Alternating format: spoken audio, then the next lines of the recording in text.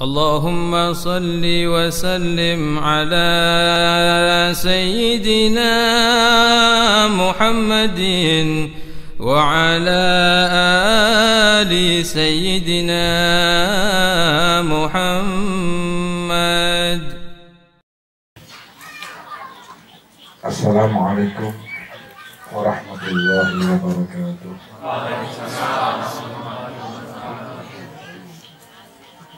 Bismillah walhamdulillah wassalatu wassalamu ala sayyidina rasulillah sayyidina Muhammad ibn Abdillah miftahi babi rahmatillah adada ma fi ilmillah salatan wa salaman daimaini bidawami mulkillah wa ala alihi wa sahbihi wa mawalah wa la hawla wa la quwwata illa billah. Rabbi shrah li sadri wa yassir li amri wa hlul 'uqdatam min lisani yafqahu qawli. Subhanaka la ilma lana illa ma 'allamtana innaka antal alimul hakim. Amma ba'd.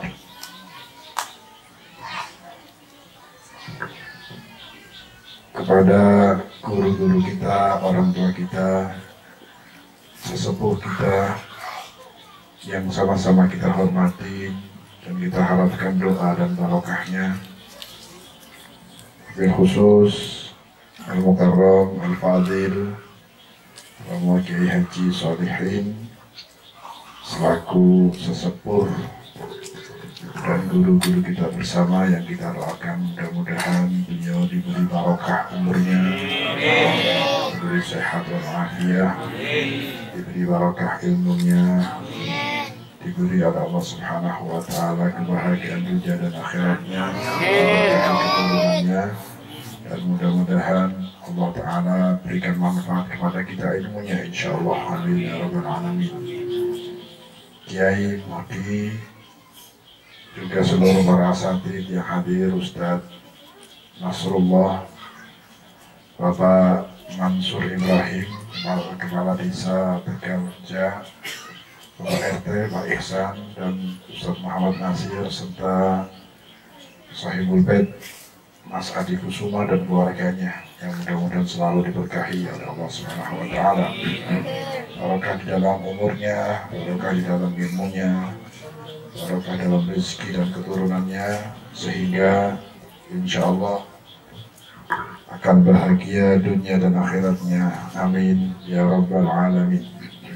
Salawat serta salam kita limpahkan kepada junjungan kita, suri tauladan kita, idola kita dunia dan akhirat, harapan tertinggi kita untuk supaya mendapatkan rahmat dan kasih sayang Allah di dunia dan akhirat, Nabi kita, Nabi Agung, Nabi Muhammad SAW.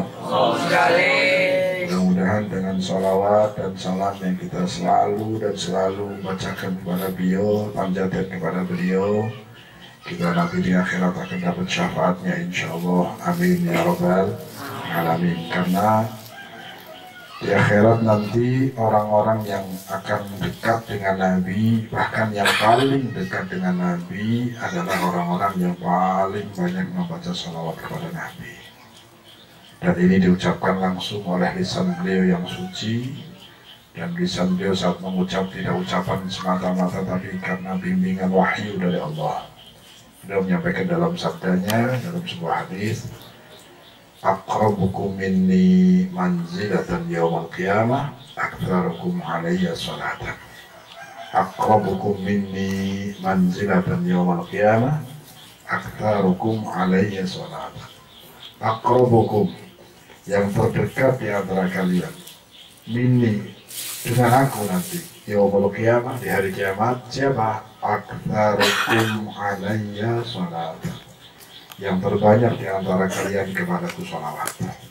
Yang terdekat dengan Nabi di yaumul qiyamah adalah orang yang terbanyak sholawatnya kepada Nabi. Insya Allah kita berharap majelis ini yang di dalamnya diawali dengan sholawat, baca sholawat, baca doa, baca maulid, kemudian diawali dengan zikir, rotib dan sebagainya, mudah-mudahan jadi wasilah kita semakin dekat dengan Nabi nanti insya Allah di dunia dan di akhirat mudah-mudahan. Amin Allahumma amin ya rabbal. Karena nanti di yaumul qiyamah itu semua ingin dekat kepada Nabi. Siapapun orangnya ingin dekatnya kepada Nabi Muhammad SAW. Karena yang punya wajah, yang punya kedudukan, yang suaranya didengar, dan yang mampu memintakan kepada Allah dan dijawab dengan jawaban yang luar biasa kepada Nabi dari Allah Subhanahu Wa Taala cuma Nabi Muhammad SAW. Nabi-nabi yang lainnya nggak berani. Saat manusia kumpul di mahsyar, kondisi panas luar biasa, tegang menakutkan, Allah munculkan sifat-sifat Jabariyah, Qahariyahnya. Sifat Rahman dan Rahimnya lebih kecil, dimunculkannya yang lebih besar dari sifat Jabariyah, kekuasaan Allah. Qahariyah yang bisa menekan semua kondisi saat itu, takut semua sama Allah. Ngeri. Jangankan kita orang-orang berdosa, Nabi, Rasul, malaikat, semua orang-orang soleh yang orang-orang mulia saat itu takut, bingung, tegang, nggak berani ngomong apa-apa. Yang terucap, yang bisa ngomong itu, yang bisa bicara saat itu para nabi saja, dan yang terucap dari lisan Nabi cuma mengatakan Rabbi salim salim, Rabbi salim salim, ya Allah selamatkan, ya Allah selamatkan. Itu ucapan Nabi dan Rasul yang nggak punya dosa, yang nggak punya kesalahan. Selain itu tidak ada yang bicara apapun, tegang semuanya dia. Semuanya takut apa ini yang akan ditentukan sama Allah di saat manusia dikumpulkan semuanya di padang mahsyar yang panas luar biasa. Semuanya bingung, kepanasan, kehausan. Semuanya di posisi dengan amalnya masing-masing. Semakin banyak dosanya, semakin rendah posisinya karena posisinya menurun. Dan keringat banjir. Ada yang membanjiri telapakan kakinya, keringatnya manusia yang kumpul satu. Bukan banjir air, kalau banjir air enak. Banjir air saja kadang-kadang manusia takut. Banjir keringat yang panas. Banjir keringat yang panas luar biasa. Di telapakan kakinya sudah nggak tahan, panasnya keringat. Ada yang sampai mata kaki. Ada yang sampai sak itu apa ini? Betis. Ada yang sampai rukbah, sampai lutut, tenggelam keringat panas. Semuanya bingung, semuanya takut, semuanya ingin apa dari sini kemana, larilah dari tempat ini. Yang penting jangan di sini. Semuanya ingin lepas dari tempat itu, ingin lepas dari mahsyar, ingin selesai dari kondisi yang mencekam dan menegangkan. Semuanya, tapi gak ada yang berani ngomong, gak bisa berbuat apa-apa, bingung. Matahari semakin pendek, semakin dekat di atas kepala. Pandangan mata nggak ada batasnya, cuma manusia semuanya. Dari mulai Nabi Adam, manusia pertama, sampai nanti manusia terakhir yang meninggal dunia, semuanya kumpul di satu padang. Na'udzubillah kalau kita di posisi yang ngeri. Mudah-mudahan nanti di akhirat di posisi yang senang, insyaallah. Ada kelompok yang di mahsyar, tempatnya di atas, nggak lihat panas, nggak lihat keringat, nggak desak-desakan, dinaungi arsy, sejuk, nggak ada panas. Itu yang dikelompokkan oleh Nabi, 7 kelompok yang nanti di yaumul qiyamah dinaungi arsy oleh Allah Subhanahu Wa Taala, dilindungi oleh Allah dengan naungan arsy-Nya, sejuk, kelas VIP itu namanya, kelas VIP. Moga kita masuk kelas itu insyaallah. Jangan putus asa doa. Walaupun nggak pantas, ya memang nggak pantas, tapi minta dipantaskan sama Allah. Amin Allahumma. Kalau lihat pantas enggak, ya nggak pantas potongan kita ini. Pantas apa? Sholatnya aja nggak pernah khusyuk, ya toh? Ya kan? Pengajian kadang seminggu sekali atau sebulan sekali, kadang berangkat, kadang enggak, males, terpaksa. Kalau nggak diingatkan nggak berangkat. Nggak ada keinginan dari hati ingin dekat kepada Allah dan Rasulnya, ingin selamat, ingin barokah. Kalau nggak didorong-dorong, berat. Ibadah kita, maaf, sholat sunnahnya sehari semalam berapa ratus rakaat? Qobliyah ba'diyah lepas kadang-kadang. Yang Nabi nggak pernah tinggalkan, kita tinggalkan. Kadang-kadang maaf, witir, nggak kenal lagi kalau nggak Ramadan. Kenalnya kalau Ramadan. Duha, sholat duha itu, kalau lagi pusing masalah ekonomi baru duha. Kalau pengen kerjaan lancar, pengen rezekinya lancar, duha. Tapi karena Allah ingin ingin ibadah karena ini Nabi kerjakan, saya kerjakan karena Allah, ikut Nabi, nggak pernah. Nah, kalau kita bicara pantas atau enggak ditempatkan di bawah naungan arsy di yaumul qiyamah, enggak pantas. Tapi kalau kita digandeng sama orang-orang yang pantas, dipantaskan sama Allah, dimasukkan kelompok bersama orang-orang yang memang disiapkan tempatnya ada Allah, bareng dengan mereka, ada yang bawa ini urusan saya, bareng sama saya, oke, masuk tanggung jawab saya, masuk di bawah naungan arsy Allah. Amin. Amin Allahumma amin ya rabbal. Mudah-mudahan saat itu semua orang takut, ngeri, ada yang tenggelam sampai pinggangnya, tenggelam banjir keringat sampai pinggangnya, ada yang sampai dadanya, tinggal kepala saja yang aman dari keringat, ada yang sudah sampai janggutnya. Kalau turun sedikit masuk ke mulut, dia harus ngangkat kakinya, apa bahasa Sunda, jingkit terus, harus jingkit terus. Kalau sudah di bibir nggak ngangkat kaki, masuk keringat itu ke mulut. Ada yang sudah di mulutnya, dia harus naik, tenggelam, nelan, panas, sakit, tenggorokannya sakit, tapi nggak mati-mati karena nggak ada mati lagi sudah. Yang ada hidup aja sana. Itu azab dari Allah, sebagian dari azab Allah Subhanahu. Ada yang sudah nggak bisa apa-apa, ada yang harus injek teman yang naik di atas, injek-injekan saat itu, masya Allah. Semuanya jerit, sampai kapan ini selesainya? Kemana dari sini? Coba minta, kita lari ke Nabi Adam, manusia kumpul. Ya Allah, cepat ke Nabi Adam, ayo ke orang-orang soleh, malah semuanya ngadep Nabi Adam, minta sama Nabi Adam, karena Adam adalah ayah dari manusia semua. Ngadep kepada Nabi Adam, ya Adam, anta abul bashar, wahai Adam, engkau adalah ayah dari semua manusia ini yang lagi kebingungan. Minta sama Allah, lepaskan dari tempat ini. Giring kemana ke, yang penting jangan di tempat ini yang panas banjir luar biasa. Apa jawaban Nabi Adam? Nafsi. Saat ini nggak bisa apa-apa kok. Sendiri-sendiri dah. Saya juga bingung. Gak tahu apa yang akan ditentukan oleh Allah saat ini. Nafsi, lari. Coba, idhabu ila ghairi. Pergi ke selain aku mungkin punya solusi. Pergi ke Nuh, sama jawabannya. Nafsi. Pergi ke Idris, pergi ke seluruh anbiya yang punya wajah, punya kedudukan mulia, insya Allah sampai kepada Nabi Musa, Nabi Isa, semuanya jawabannya nafsi. Maaf, saat ini nggak bisa apa-apa. Saya sendiri takut.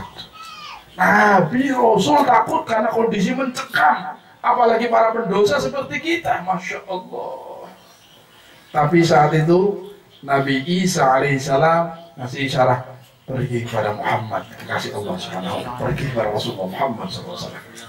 Mereka menghadap Rasulullah, ya Muhammad, ya Rasulullah, anta Habibullah, engkau kekasih Allah, mintalah sama Allah, selesaikan kondisi yang mencekam ini, gimana selesaikan, hadap Allah.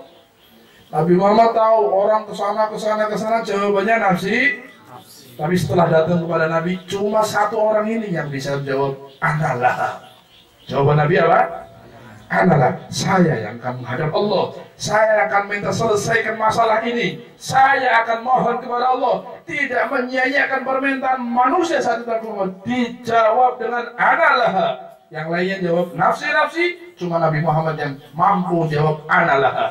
Nabi Muhammad, Nabi kita, kekasih kita, idola kita, harapan kita nanti di yaumul qiyamah. Mudah-mudahan kita jumpa di yaumul qiyamah dengan syafaat beliau insyaallah. Amin. Apa yang dikerjakan oleh Nabi? Nabi menghadap Allah sujud, memuji kepada Allah dengan pujian yang tidak pernah manusia memuji sehebat itu. Pujiannya dahsyat, bahasa pujian yang luar biasa. Yang kata rawi hadis ini, pujian yang akan Nabi puji kepada Allah saat itu adalah pujian yang belum pernah manusia memuji Allah sehebat dan seindah pujian Nabi Muhammad SAW. Nabi puji Allah, nangis, memuji. Setelah lihat Nabi sujud memuji kepada Allah, Allah langsung perintahkan kepada Nabi, ya Muhammad irfa' ra'sak. Setelah sujud, muji, apa jawaban Allah? Wahai Nabi Muhammad, wahai kekasihku, angkat kepalamu. Jangan lama-lama sujud. Sudah, aku udah kabulkan. Angkat. Jangan terlalu lama sujud. Irfa' ra'sak. Kemudian apa? Wasal tu'ta. Minta apa yang kau akan minta, akan saya penuhi semua permintaan. Semua permintaan Nabi akan dijawab oleh Allah. Wasal tu'ta. Kemudian apa? Washfa'tu syafa'. Syafaati yang kau ingin syafaati. Kamu mau nolong siapa saja silahkan, bebas. Saat itu Nabi nyafati umat manusia supaya tidak dalam kondisi semacam itu, kemudian digiring masing-masing ke tempatnya, ada kemisan dan sebagainya, dan semua umat manusia saat itu memuji Nabi Muhammad SAW. Semua, bukan cuma umatnya Nabi Muhammad, semua umat manusia, semuanya, yang umatnya Nabi Isa, Nabi Musa, Nabi-Nabi sebelumnya, umatnya, semua manusia di padang mahsyar lihat Nabi yang luar biasa makomnya di sisi Allah. Dan istimewanya saat itu semuanya memuji Nabi Muhammad Sallallahu Alaihi, sehingga di situ disebut dengan maqamam mahmudah. Makom itu posisi Nabi saat sujud, kemudian ngangkat tangan, suruh ngangkat kepala yang Allah katakan irfa ra'sak wasaltu wasfatu syawa, semuanya memuji. Maka orang yang dipuji dalam bahasa Arab namanya mahmud. Orang yang dipuji adalah orang yang disebut dengan bahasa Arab namanya mahmud. Orang yang terpuji atau orang yang dipuji itu namanya mahmud. Orang yang dipuji atau orang yang terpuji. Nah, di situ Nabi akan dapat makom mahmud, makom terpuji, tapi dipuji seluruh manusia. Sampai yang waktu di dunia benci, waktu di dunia musuh, waktu di dunia ingkar, di situ muji Nabi Muhammad SAW. Orang-orang kafir Quraisy yang mau membunuh Nabi, bahkan pembenci saat lihat kondisi semacam, cuma Nabi yang bisa menghadapi kondisi semacam itu dan didengar suaranya oleh Allah, maka semua manusia, jangankan umat Nabi Muhammad yang muslim, semua yang tidak iman waktu Nabi di dunia, semuanya memuji Nabi Muhammad. Itulah yang disebut dengan maqamam mahmudah. Kata Nabi, setelah adzan doakan supaya saya nanti di akhirat bisa memberikan pertolongan kepada umat manusia yang di situ akan dipuji oleh manusia, namanya maqamam. Makanya kita doa kalau adzan apa? Allahumma rabb hadhihi da'watin wassalatin ati sayyidina Muhammadin alladhi al-wasilah wal fadilah wasyarafa wad darajatal 'aliyatar rafi'ah wa ba'athul maqaman, untuk Nabi maqam mahmud, dan bangkitkan Nabi itu dengan dapat maqam mahmud di hadapan Allah Subhanahu wa taala, di hadapan manusia semuanya. Wa ba'athul maqam mahmud alladzi wa'adtah, yang Allah sudah janjikan Nabi akan dapat maqam mahmud, sudah janjikan nanti di yaumul qiyamah, cuma Nabi saja yang dijanjikan untuk didengar suaranya. Maka saat itu Nabi akan sujud minta kepada Allah, dan saat itu dipuji seluruh manusia, dan orang tahu di situ kedudukan Nabi. Saat itu sudah manusia semuanya ingin dekat Nabi semua. Pengen orang sing kafir, orang sing semuanya ingin, apalagi orang-orang soleh. Semuanya ingin dekat Nabi, tapi apakah bisa semuanya mendekat Nabi? Tidak. Nabi sudah kasih gambaran, yang terdekat sama aku di yaumul qiyamah adalah orang-orang yang cinta kepadaku. Bukti cinta adalah ikuti aturannya, syariatnya, cinta kepada Nabi dengan pengorbanannya. Dan salah satu ciri yang akan mendapatkan makom dekat dengan Nabi adalah orang yang lisannya selalu basah bersolawat kepada beliau, selalu bersolawat kepada Nabi Muhammad Sallallahu Alaihi. Makanya jangan bosan-bosan setiap saat solawat pada Nabi. Tapi pangapunten, maaf, solawat mau tapi sholat nggak mau ya nggak manfaat. Sholatnya dijaga. Yang wajib sama Allah diwajibkan, kerjakan semampunya dengan baik, jangan ditinggalkan. Yang haram-haram dihindarkan semampunya, jangan dikerjakan. Kalaupun harus terjebak dalam keharaman, cepat istighfar, minta maaf. Setelah itu banyak istighfar, kemudian perbanyak sholawat. Insya Allah mudah-mudahan diterima oleh Allah Subhanahu wa Ta'ala. Amin Allahumma. Jadi kita berharap dengan sholawat kita semakin dekat dengan Nabi di dunia maupun di akhirat kelak. Insya kita lanjutkan kajian yang sebetulnya tertunda beberapa kali pertemuan.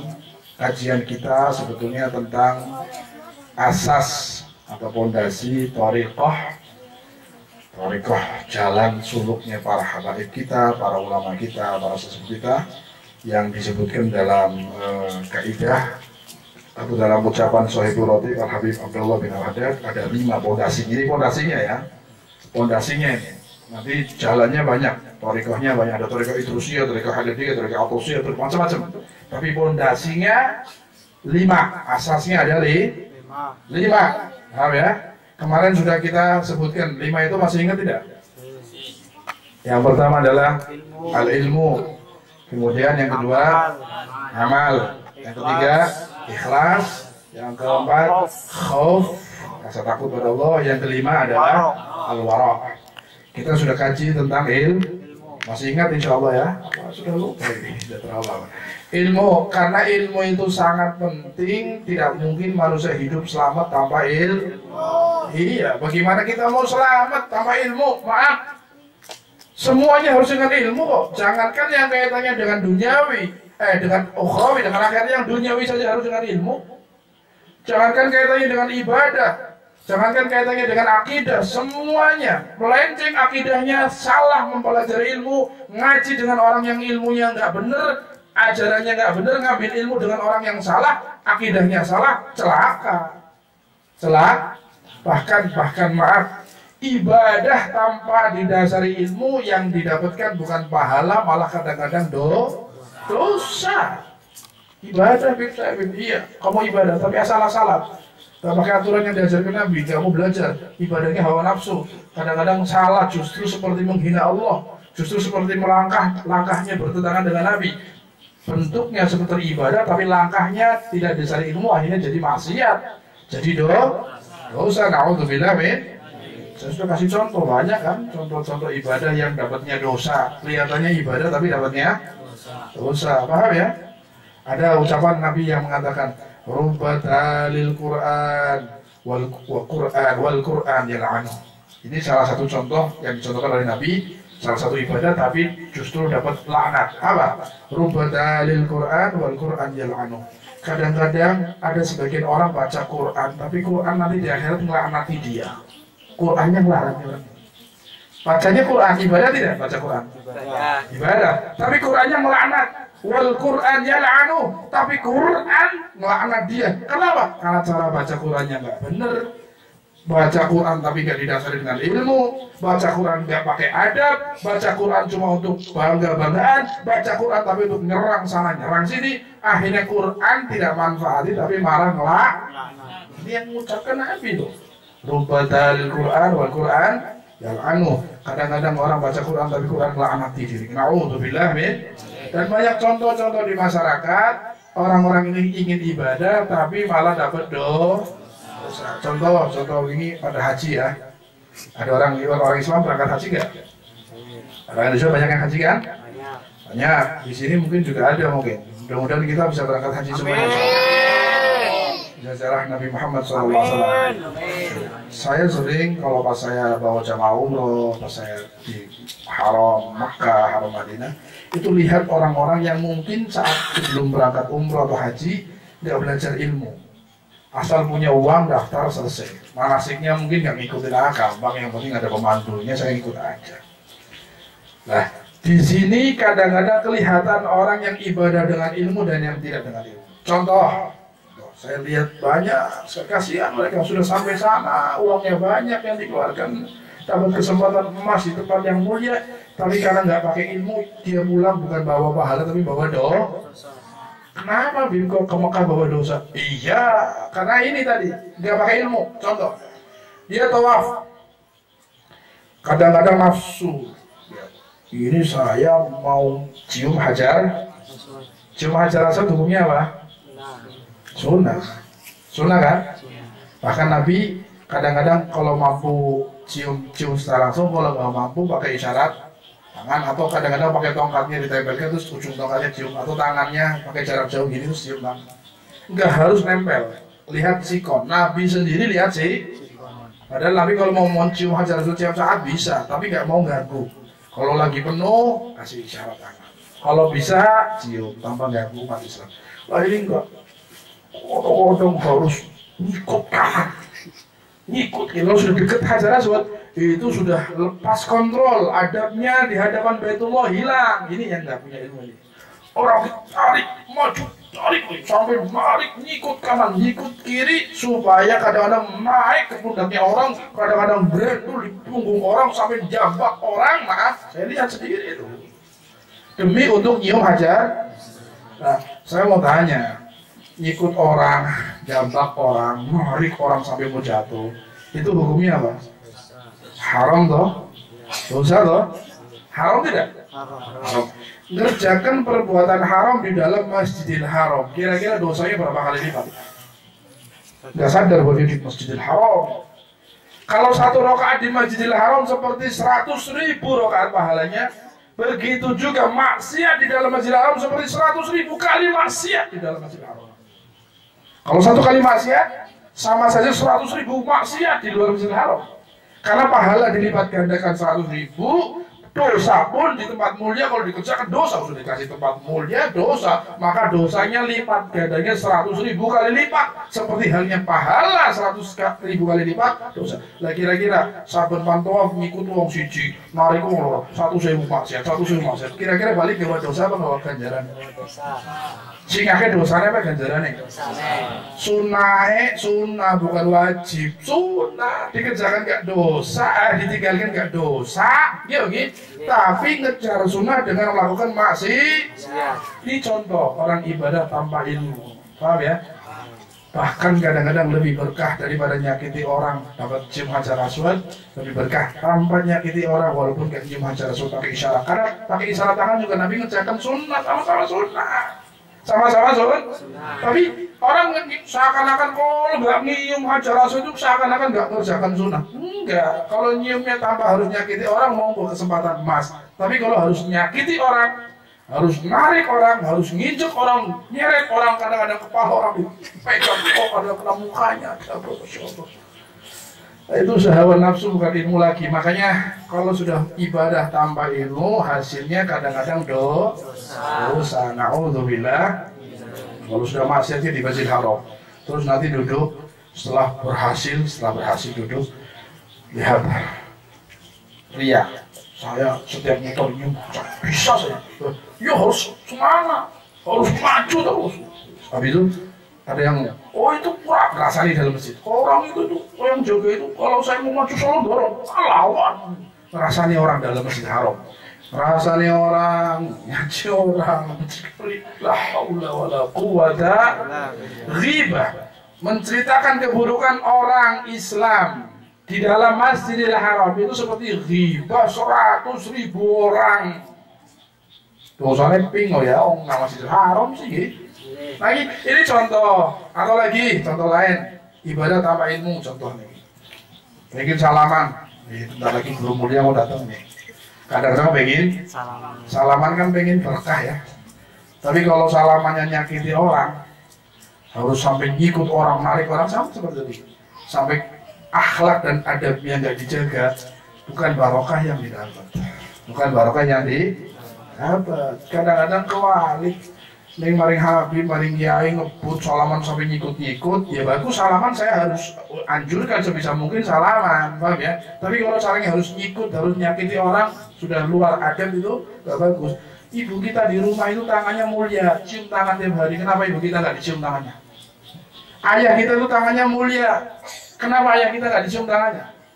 Sama ibu gak pernah cium tangan, sama ayah gak pernah cium tangan, gilir mau cium tangan sama ulama sampai ngikut-ngikut orang. Ini ilmu apa bukan ilmu itu namanya?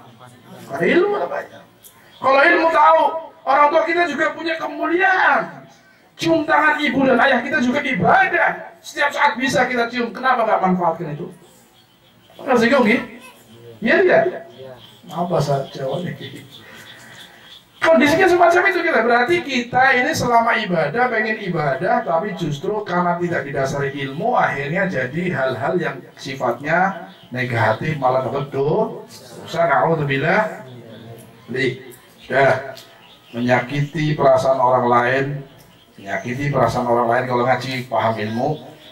Kasr khatil mu'min asyaddu indallah min kasril ka'bah sab'amarat. Atau kama kala Rasulullah SAW. Atau dalam riwayat hurumatul mu'min indallah a'zam min hurumatil ka'bah.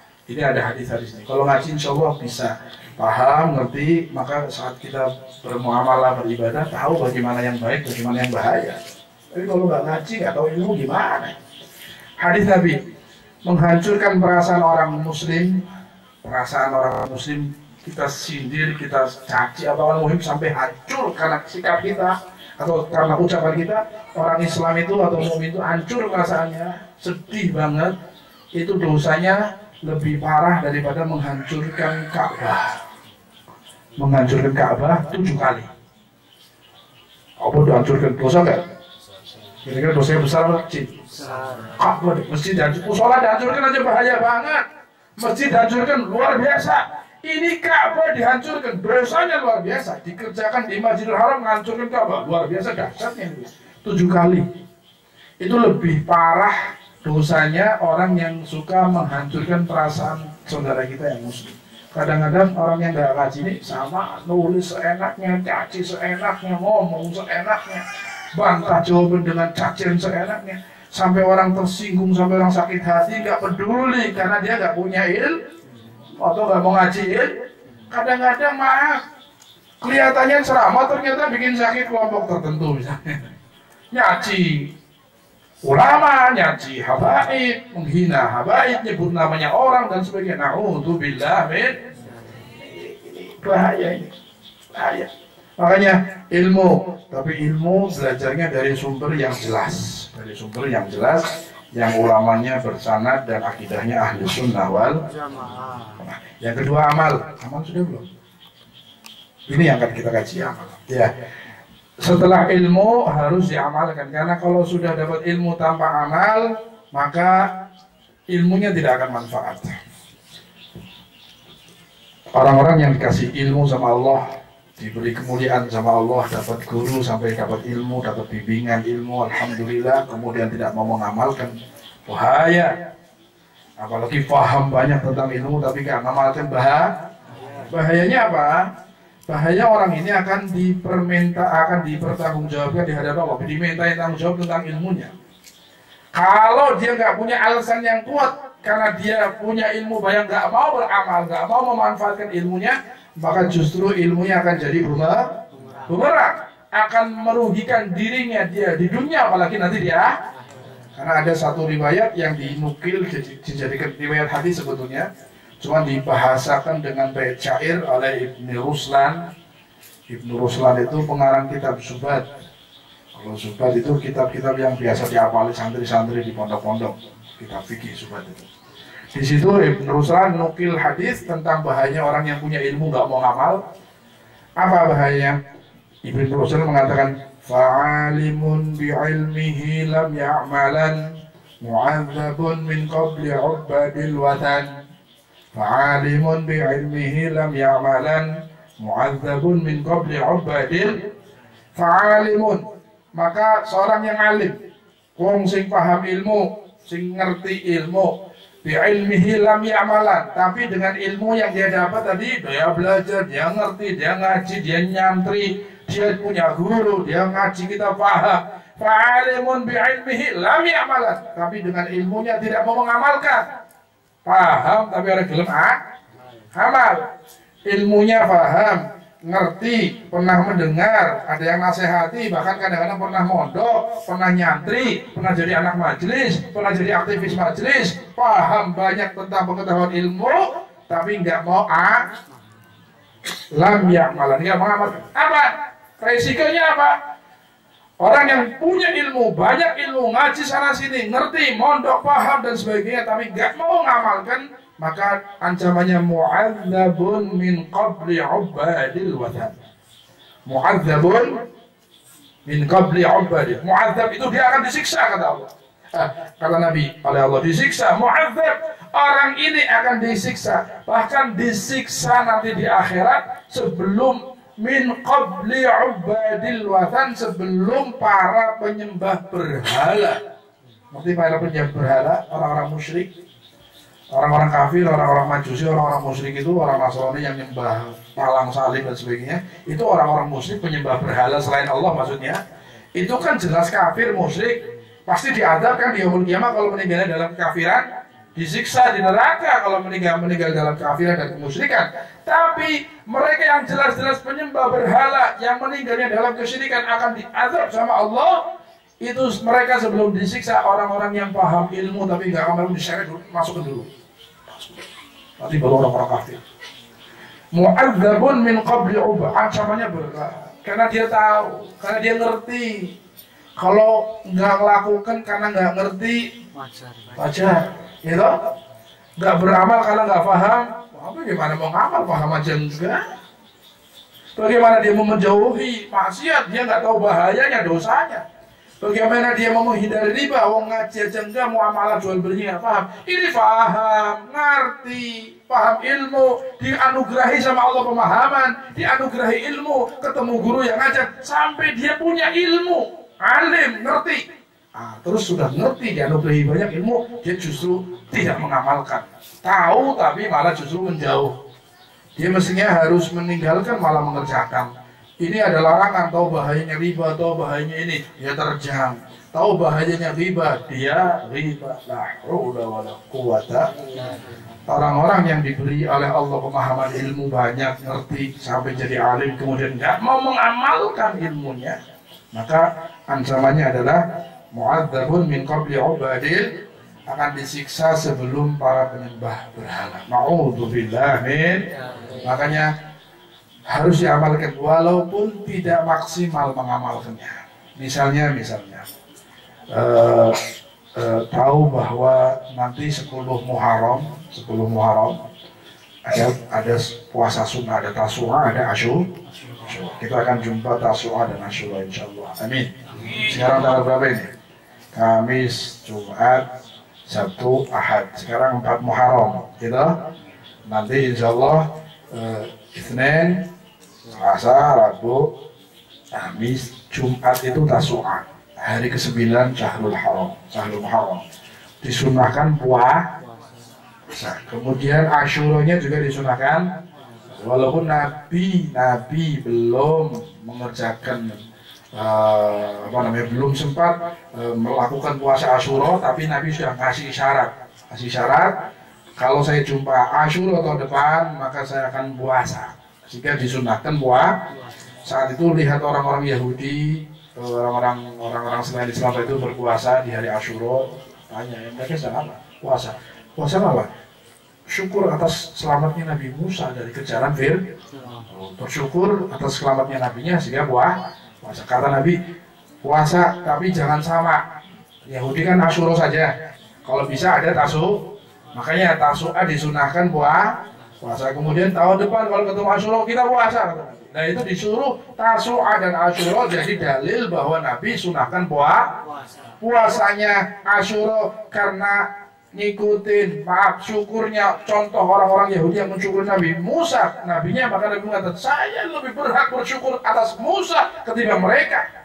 Artinya di hari itu juga kami puasa, bersyukur atas selamatnya Nabi Musa alaihissalam. Kemudian tapi jangan sama persis, kalau bisa beda, maka awali dari 9 puasa baru nanti 10. Jadi dua-duanya sunnah, dua-duanya. Setelah kita tahu Tasu'a puasa sunnah, Asyura puasa, bahkan ada sunnah-sunnah yang dikerjakan di Asyura, ada doa dan sebagainya, ada baca hasbunallah wa ni'mal wakil yang diajarkan para salaf kita. Setelah tahu sunnah-sunnah itu minimal, jangan sampai nggak puasa sama sekali. Minimal tahu puasa Tasu'a, tahu puasa pernah puasanya dia dengar seumur hidup nggak puasa naik. Saya kerja saya di lapangan kerja, malas waktu sunnah ya Bib ya. Iya sunnah, nggak apa-apa berarti itu, nggak apa-apa tapi Anda rugi besar. Nggak apa-apa tapi Anda nggak dapat pahala, nggak apa-apa tapi Anda nggak dapat kemuliaan nanti. Nggak apa-apa tapi Anda nggak dapat nur dari sunnah, jauh dari nur itu. Memang nggak dosa, tapi ruginya ini kalau sudah tahu nggak mau tahu ini, semua ditinggalkan, nggak mau ngamalkan, ini bahaya ini. Pantesan kalau Allah siksa dulu dan sebelum orang-orang penyembah berhala, na'udzubillah min. Makanya kita niatin walaupun tidak setiap tahun Tasu'a Asyura kita puasa, kadang-kadang kita lepas puasa umpama, tapi minimal kita ada niatan untuk mengamalkan dua-duanya, ya salah satunya. Tasu'anya ucul, ya Asyuranya ucul. Paham ya? Tasu'anya ternyata saya perjalanan jauh, musafir lelah banget, nggak bisa puasa ini, saya nggak tahan dalam perjalanan. Ya Asyuranya minimal puasa.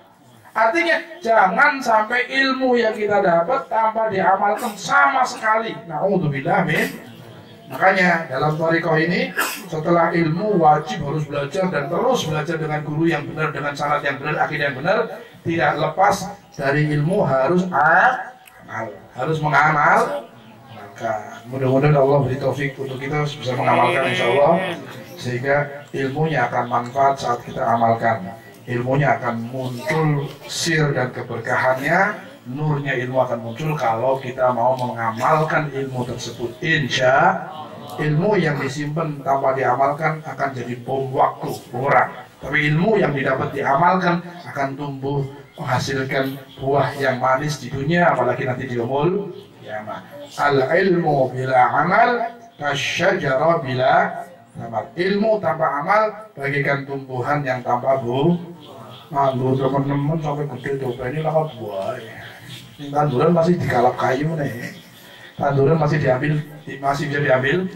Kalau ilmu bukan tidak bisa diambil apa-apa, ya sudah malah jadi bumerang. Alhamdulillah, mudah-mudahan Allah beri taufik kepada kita, sehingga nanti kita setiap yang ilmu kita dapatkan Allah mudahkan kita untuk mengamalkan insya Allah, dan mudahkan untuk istiqamah insya Allah. Itu saja karena waktu sudah sore. Mudah-mudahan sedikit yang saya sampaikan Allah beri manfaat untuk saya pribadi dan antum semuanya.